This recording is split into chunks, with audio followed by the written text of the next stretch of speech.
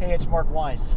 I was at a conference about 2 or 3 weeks ago, at which another speaker made a comment that physicians within that specialty didn't like it when other physicians within that same specialty made, quote, money off of them, which I thought was a very interesting comment. Maybe it's true, but it does seem to fly in the face that the great majority of physicians leaving training are perfectly happy to become employees of groups. In fact, in many, many instances, maybe even the majority of all sort of freshly minted post-residency physicians are perfectly happy to go to work for large hospital-owned groups or very large medical groups in which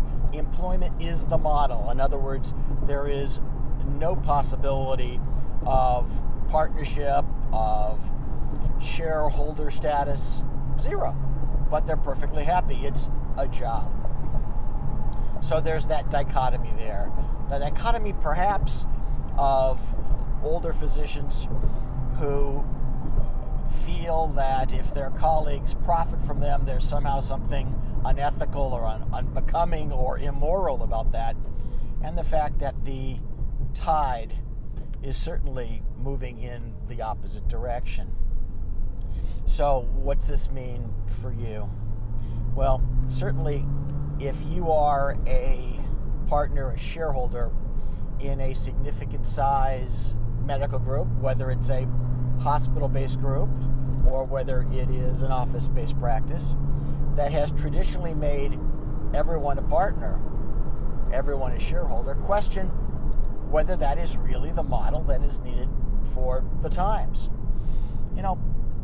Often more senior shareholders, and I've spoken about this before and I've written about it before, have this notion that, I call it the expiration date that's somehow, stamped on their body somewhere, good until 2021, or discard after December 31, 2021. It's their expiration date. It's the date that they're going to retire. It's the date that they're going to leave the group, that they're going to be bought out somehow by their partners, whether that's for real money or whether the deal was that's for token money. But I'm suggesting that the trend toward the acceptance, in fact, even the welcoming of an employment relationship shouldn't mean that there is a better way of reorganizing the remaining years, the many more years, the buying of many more years of your active practice life. And that's a life in which you are not necessarily devoting as much time to the practice of medicine, but as to operating a practice, operating a group that employs other physicians. It's a way of buying productivity, others' productivity, who are perfectly happy to sell it, and in fact, who expect a future in which they sell it and don't own it. Why shouldn't you own it?